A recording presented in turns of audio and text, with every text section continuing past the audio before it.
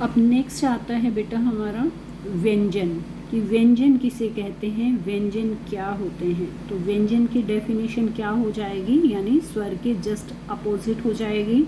स्वर में हमने क्या पढ़ा था कि जिन वर्णों का उच्चारण करते समय किसी अन्य वर्ण की सहायता नहीं लेनी पड़ती, तो इसमें क्या हो जाएगा कि जिन वर्णों का उच्चारण करते समय हमें स्वरों की या अन्य वर्णों की सहायता लेनी पड़ती है। तो इसका मतलब क्या हुआ कि व्यंजन के साथ स्वर जुड़े हुए होते हैं, ये स्वतंत्र रूप से नहीं बोले जाते, इनके साथ स्वर यानी अन्य वर्ण भी होते हैं। अब देखिए कि व्यंजन के भेद, व्यंजन के 3 भेद यहाँ पर हमें दिए गए हैं, स्पर्श व्यंजन, अंतस्थ व्यंजन और ऊष्म व्यंजन। ठीक है, तो सबसे पहले स्पर्श व्यंजन, कि स्पर्श व्यंजन क्या होते हैं। इसमें भी अगर आपको इस बुक वाली डेफिनेशंस लर्न नहीं होती हैं तो आप अदर बुक में से, यानी लास्ट ईयर आपकी जो थी या प्रीवियस क्लास में किसी में भी आपके पास जो बुक थी आप वो वाली कर सकते हैं।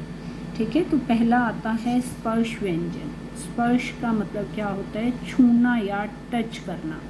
ठीक है, तो इसका क्या हो जाएगा कि जिन वर्णों का या जिन व्यंजनों का उच्चारण करते समय हमारी जीभ मुंह के अलग अलग भागों को टच करती है, उसे हम क्या कहते हैं, स्पर्श व्यंजन। या ये देखिए यहाँ पर कि जिन व्यंजन वर्णों का उच्चारण करने पर मुंह से निकलने वाली हवा उच्चारण के स्थान से स्पर्श करती हुई निकलती है, उसे स्पर्श व्यंजन कहते हैं। दोनों में से आप कोई भी डेफिनेशन कर सकते हैं। यानी कहने का मतलब क्या हुआ कि जब हम स्पर्श व्यंजन बोलते हैं तो जो हमारी जीभ होती है वो मुंह के अलग अलग पार्ट्स को, यानी हमारे मुंह के अंदर अलग अलग पार्ट्स को वो टच करती रहती है। तो ये संख्या में कितने होते हैं, 25 यानी 25 होते हैं। और कहाँ से कहाँ तक, यानी क से लेकर म तक। अब आप इनको काउंट करोगे तो ये 25 होंगे। और इनमें से हम अगर किसी भी व्यंजन का उच्चारण करते हैं तो हमारी जीभ जो है मुंह के अलग अलग भागों को टच करेगी, यानी सिर्फ एक पार्ट को ही टच नहीं करेगी बल्कि अलग अलग भागों को टच करती है। ठीक है, तो आप से पूछा जाए स्पर्श व्यंजन कौन से होते हैं, तो या तो आप क वर्ग से लेकर प वर्ग लिख सकते हैं या क से लेकर म लिख सकते हैं। ठीक है, फिर इनका उच्चारण स्थान, यानी जैसे देखिए कि हम क ख ग ढ इनको बोलते हैं तो क कंठ से निकलती है हमारी ध्वनि। जब हम इनको बोलते हैं च छ ज झ य, तो जो हमारी जीभ है वो हमारे तालु यानी मुंह के ऊपरी हिस्से को टच करती है। ट ठ ड ढ ण, जब हम ट वर्ग को बोलते हैं तो हमारी मूर्धा जो है, ये देखिए ट ठ ड, यानी हमारी जीभ कहाँ टच कर रही है, ऊपर वाला जो पार्ट है हमारे मुंह का उसके दांतों के बिल्कुल पास। दांत त थ द ध न, जैसे हमने बोला तो जो हमारी जीभ है वो हमारे ऊपर वाले हिस्से के दांतों को टच कर रही है। ओष्ठ यानी होठ, प फ ब भ म, यानी यहाँ पर जो हमारे होठ हैं वो एक्टिव हो रहे हैं। तो ये हमें बताया गया है यहाँ पर कि कौन से जब इन व्यंजनों को हम बोलते हैं तो हमारी जीभ कौन से भाग को टच कर रही है। फिर इस तरह से कंठ से हैं वो कंठे कहलाएंगे, तालु से जो है वो तालव्य, मूर्धा से हैं वो मूर्धन्य, दांत वाले दंत्य और ओष्ठ वाले ओष्ठ्य, ये इनके प्रकार माने जाते हैं। ठीक है, फिर आता है अंतस्थ व्यंजन। अंतस्थ व्यंजन में क्या होगा कि जिन वर्णों का उच्चारण करते समय जीभ मुंह के किसी भी भाग को पूरी तरह स्पर्श नहीं करती, यानी जो या फिर हमारे सांस का जो अवरोध है वो बहुत कम होता है, यानी स्पीडली ये बोले जाते हैं और जीभ किसी भी भाग को टच नहीं करती, जैसे य र ल व।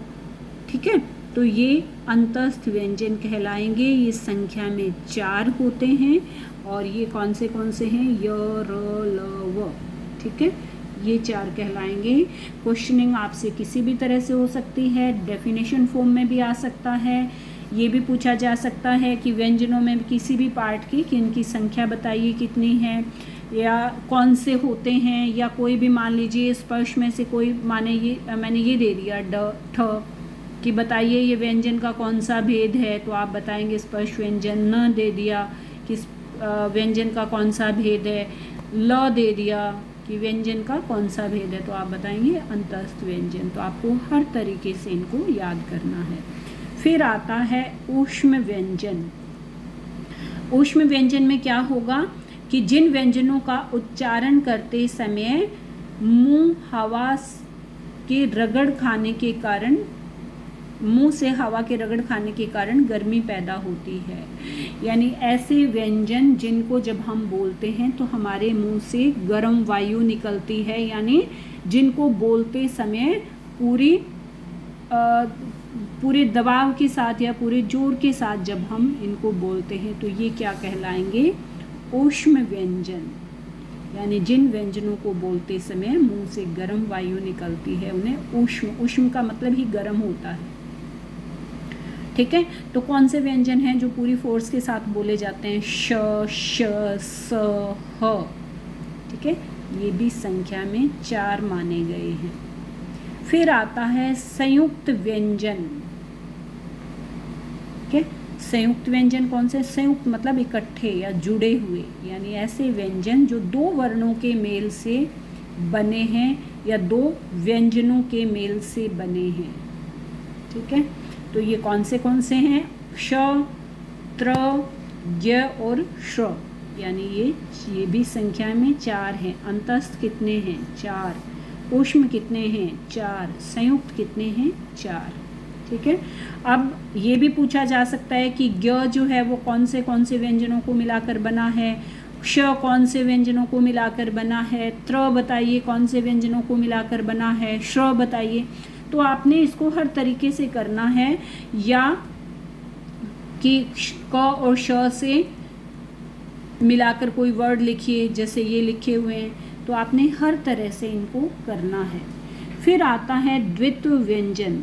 द्वित्व व्यंजन में क्या हो जाएगा कि ऐसे व्यंजन जो 2 समान व्यंजनों के संयोग से बनते हैं। समान मतलब जो एक जैसे होते हैं, जैसे देखिए यहाँ पर क और क, जैसे चक्कर, शक्कर, यानी ये क्या हुआ, समान, यानी एक जैसे हैं। और उनमें कंडीशन क्या होगी कि जो आगे वाला क होगा वो हमेशा हाफ होगा, ये ध्यान रखना है। जैसे द और द, चद्दर, गद्दार, अब आगे वाला क्या है, हाफ है। किसी का भी देख लीजिए, आगे वाला जो है वो हाफ व्यंजन है। हाफ मतलब इसमें से स्वर को निकाल दिया गया है। अब देखिए यहाँ हलंत नहीं आया, इट मीन्स इसके साथ अ, यानी इसके साथ जो है वो अ जुड़ा हुआ है, इसके साथ भी जुड़ा हुआ है। और अगर हलंत आ जाता है इट मीन्स ये अपने आप में अकेला है, तो इसको हम हाफ बोलते हैं। तो ये भी आधा है, ये भी आधा, ये भी आधा है। तो द्वित्व व्यंजन जहाँ पर होंगे वहाँ पर आगे वाला व्यंजन आधा होगा, पीछे वाला पूरा होगा, और दोनों एक समान होंगे। ठीक है, नेक्स्ट देखिए र का विशेष प्रयोग, यानी र को हम कितनी तरह से लिख सकते हैं। ठीक है, र का प्रयोग कितनी तरह से किया जाता है, तो र का प्रयोग जो है वो 4 तरह से किया जाता है। एक तो हम ऊपर लगाते हैं करम, ठीक है, एक हम पैर में लगाते हैं यानी नीचे, प्रश्न, क्रम। अब देखो एक तो ये करम है, ये क्रम हो गया, प्रोनाउंसिएशन चेंज हो गई और इसका मीनिंग भी चेंज हो गया। करम मतलब काम, ठीक है, और यहाँ क्रम मतलब सीक्वेंस। ठीक है, तो एक तरीका ये है इसको लिखने का, दूसरा ये है, और तीसरा कौन सा है, जैसे नीचे जो आता है ट्रक, ड्रामा, ड्रम, राष्ट्र, राष्ट्रीयता, यानी जो नीचे लगाया जाता है। ठीक है, और इसके अलावा एक हम कैसे लिखते हैं, री की फॉर्म में भी लिखते हैं, जैसे री लिखते हैं ना, वो भी आता है। ठीक है, तो र के प्रयोग यहाँ पर हैं कि र को किस किस तरह से लिखा जाएगा। फिर आता है आगत ध्वनियाँ। आगत, जैसा कि मैंने आपको पहली वीडियो में बताया था, आगत मतलब जो बाहर से आई हुई हैं, जो विदेशी भाषाओं से हिंदी भाषा में आई हैं। जैसे अरबी, फारसी और अंग्रेजी की जो ध्वनियाँ हिंदी में आ गई हैं और जिनके नीचे नुक्ता लगा होता है। नुक्ता मतलब जो यहाँ नीचे ये जो डॉट लगती है, ठीक है, ये देखिए ये जो डॉट है ये नुक्ता कहलाता है, ठीक है। तो वो क्या कहलाएंगी? आगत ध्वनियाँ, जिसमें से ज और फ, इसकी प्रोनाउंसिएशन ही चेंज हो जाती है और मीनिंग भी चेंज हो जाता है। जैसे ये जो है वो ज कहलाएगा, ज फ, और हिंदी वाला जय और फ, ठीक है। तो दोनों की प्रोनाउंसिएशन भी चेंज होगी। और यहाँ पर देखिए वर्ड है हमारे पास फन। फन मतलब सांप का फन, और ये है फन, फ, ये हुनर, ठीक है। तो यहाँ जैसे सजा, सजाना, और सजा मतलब दंड यानी पनिशमेंट। तो यहाँ पर एक डॉट से भी मीनिंग चेंज हो जाता है, ठीक है। ये देख लेना आप। इसके बाद वर्ण विच्छेद। विच्छेद मतलब अलग करना, वर्ण मतलब वर्णों को अलग करना। तो जब हम किसी भी व्यंजन से स्वर को अलग कर देंगे तो वो क्या कहलाएगा? वर्ण विच्छेद कहलाएगा। जैसे आपने प्रीवियस क्लासेस में भी किया हुआ है, और कुछ एग्जाम्पल जो हैं वो आपके यहाँ भी दिए हुए हैं। जैसे वर्ड है सरोज। अब स नीचे हलंत नहीं है किसी के भी, इट मीन्स इनके साथ स्वर लगा हुआ है। जैसे देखिए स, जब हमने इसमें से स हमने बोला तो हमारे पास साउंड क्या आ रही है? अ की। तो हमने अ को जब अलग निकाला तो यहाँ हलंत आ जाएगा।